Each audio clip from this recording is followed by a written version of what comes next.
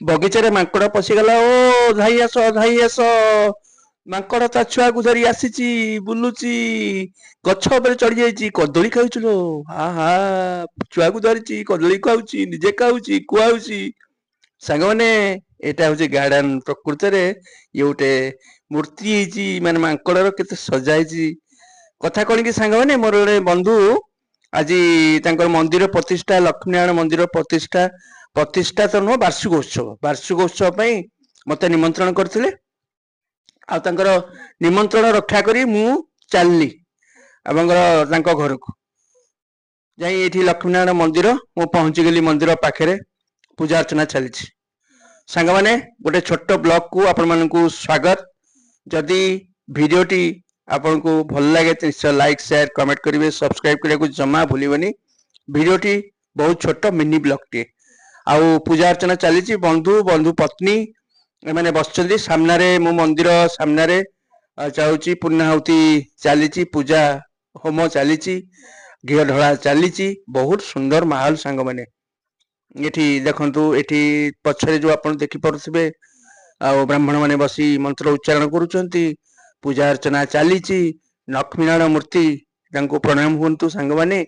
ଲକ୍ଷ୍ମୀନାରାୟଣ ଯୋଡି ମୂର୍ତ୍ତି ଉପସ୍ଥିତ, ତାଙ୍କ ସାମ୍ନାରେ ପୂଜା ଚାଲିଛି। ଆଉ ସବୁ ସାଙ୍ଗମାନେ ଗେଷ୍ଟ ସବୁ ଆସିଗଲେଣି, ତେଣୁ ଆମେ ପୂଜା ବୁଲିବା, ତା ସହିତ ପ୍ରସାଦ ମଧ୍ୟ ସେବନ କରିବା। ଆପଣମାନଙ୍କୁ ମୁଁ ବୁଲେଇକି ଦେଖେଇ ଦଉଛି। ତାପରେ ଶେଷରେ ପ୍ରସାଦ ସେବନ କରିବା, ତାପରେ ଘରକୁ ଫେରିବା।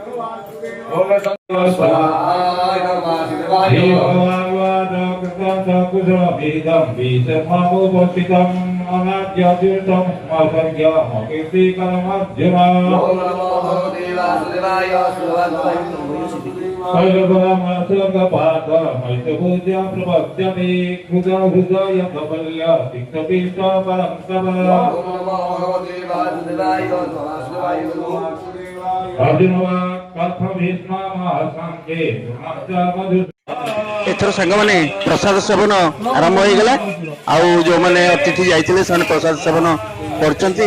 ଆଉ ଆମେ ଟିକେ ଯିବା ରୋଷେଇଶାଳ ଆଡେ, କେମିତି କଣ ତିଆରି ହେଇଥିଲା ଦେଖିବା। ଆପଣମାନଙ୍କୁ ଗୋଟେ ଦେଖେଇ ଦଉଛି। ତାପରେ ଆପଣମାନେ ଭିଡ଼ିଓଟିକି ପସନ୍ଦ କରିବେ ଯଦି ନିଶ୍ଚୟ ସବସ୍କ୍ରାଇବ କରିବେ, ଲାଇକ୍ କରିବେ, କମେଣ୍ଟ କରିବେ।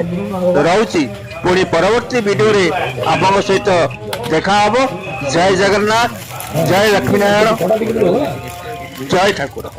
ରହୁଛି, ନମସ୍କାର।